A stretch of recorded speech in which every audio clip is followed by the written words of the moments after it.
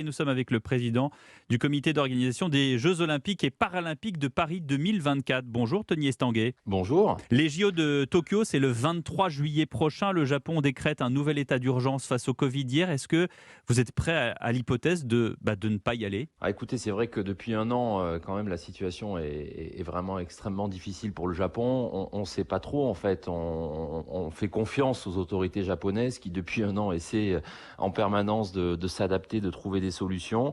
Il y a un nouvel état d'urgence, qui est jusqu'à début mai, donc il ne faut pas non plus crier avant d'avoir mal. Pour l'instant, la position des autorités japonaises, c'est qu'il n'y a pas d'influence et d'impact sur les Jeux de Tokyo cet été.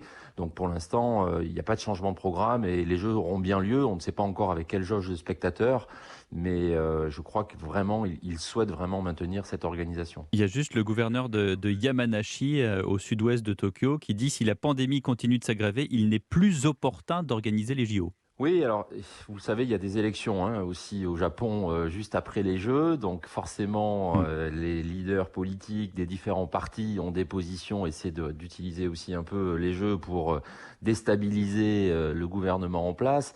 Donc voilà, il faut, je crois aujourd'hui continuer à faire confiance aux autorités japonaises.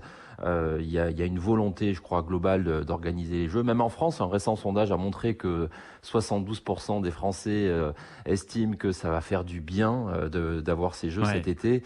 Donc je crois qu'il y a quand même une envie collective très forte de voir ces Jeux s'organiser. Du bien, effectivement, pour le moral, mais aussi pour les finances, hein. Les enjeux, corrigez-moi, financiers sont colossaux. Je pense notamment aux droits TV. C'est un gouffre économique s'ils n'ont pas lieu? C'est sûr que les Jeux, c'est mieux qu'ils se tiennent parce que maintenant qu'ils ont tout construit, tout organisé, tout prévu, c'est sûr que si en plus ils doivent rembourser un certain nombre de frais engendrés, ça va leur coûter beaucoup d'argent. Après avoir Euh, reporté d'1 an déjà, hein.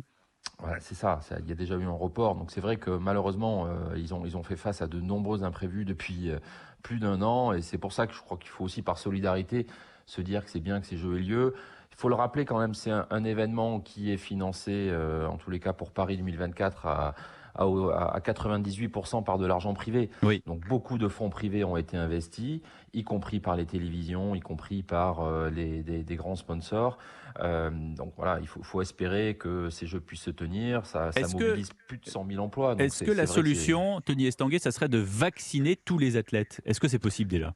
Alors c'est possible, c'est ce que d'ailleurs le CIO a proposé, de fournir une dose de vaccin ou deux si besoin à l'ensemble des athlètes qui le souhaitaient. Alors c'est compliqué d'obliger parce que là chaque athlète est libre de se faire vacciner ou non, mais aujourd'hui tous les athlètes qui participent aux Jeux de Tokyo ont la possibilité de se faire vacciner s'ils le souhaitent.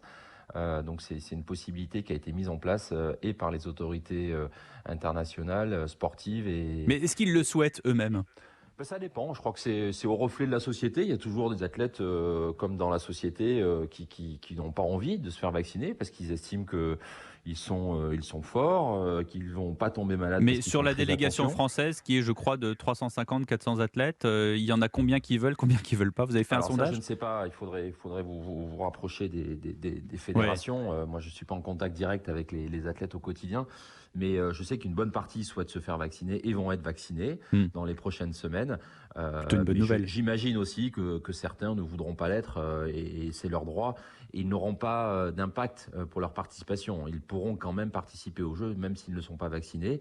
Ils seront testés tous les jours, comme les autres d'ailleurs, qu'on soit vacciné ou non. Ouais. Il y aura le même dispositif pour vraiment garantir une vraie sécurité pour l'ensemble des participants. En tout cas, ce qu'on sait, c'est qu'un vaccin a un impact aussi, hein, sur, sur le métabolisme. On est un peu patraque après, C'est donc ça, pendant quelques jours, on ne sait jamais comment on va réagir. Peut-être qu'on va être obligé d'arrêter son entraînement pendant quelques jours. Là, on est vraiment dans la phase finale, entre guillemets, de c'est préparation. complexe. Donc, Hmm. c'est pas simple non plus pour les athlètes. Il faut Alors, respecter leur choix. justement, mettons-nous un peu dans la peau des athlètes. L'avantage avec vous, Tony Estanguet, c'est que vous en êtes un, hein. Vous êtes l'auteur d'un triplé olympique. Le, Dans une autre vie. le doute, pas tant que ça, hein. Vous n'êtes pas si vieux que ça. Le doute, Tony Estanguet, le coronavirus, des proches peut-être touchés, peut-être malades, le corps qui subit, les masques qui modifient la respiration. Comment est-ce qu'on fait pour se préparer, pour être totalement serein à l'approche de ces JO de Tokyo? Ouais, je crois qu'on mesure pas bien en fait la difficulté psychologique que ça représente pour ces athlètes qui, pour certains d'entre eux, se préparent depuis 10 ans. Ça fait 10 ans qu'ils se préparent pour essayer de réaliser leur rêve de participer aux Jeux Olympiques ou Paralympiques. Et là, patatras, dans les derniers mois, on n'a plus eu forcément accès à ces sites de préparation. Il y a des règles très compliquées. On n'a aucune visibilité sur les compétitions de préparation qu'on va avoir avant les Jeux. Normalement, il y a toujours voilà, des compétitions internationales pour se jauger, pour essayer d'engranger un peu de confiance. Là, depuis un an, les athlètes sont soumis à une situation absolument inédite où ils doivent s'adapter, attendre, être patients, être forts dans leur tête pour leur dire de toute manière, j'ai pas le choix, donc je dois m'adapter et je vais m'en Mais c'est sortir. extrêmement dur. Imaginez, vous avez un oncle, une sœur, un père, un conjoint qui a été frappé durement par le Covid. On ne peut pas, enfin, je parle sous votre contrôle, mais c'est très très difficile de se concentrer sur une seule discipline. Non, c'est vraiment très dur, mais encore une fois, je crois que c'est aussi la force mentale des champions, d'être capable de s'adapter, de trouver Vraiment. Oui, je crois vraiment qu'ils ont l'habitude de s'adapter à des conditions météo qui changent au dernier moment, à des faits imprévus, des blessures qui arrivent dans les dernières semaines.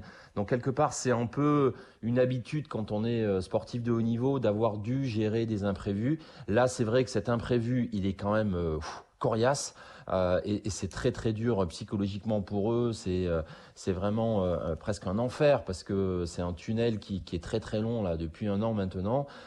Mais bon, voilà, moi pour les croiser de temps en temps, Hmm. je suis assez impressionné. Je les sens déterminés. Ils veulent s'accrocher, ils veulent aller au bout, ils veulent réaliser leurs rêves.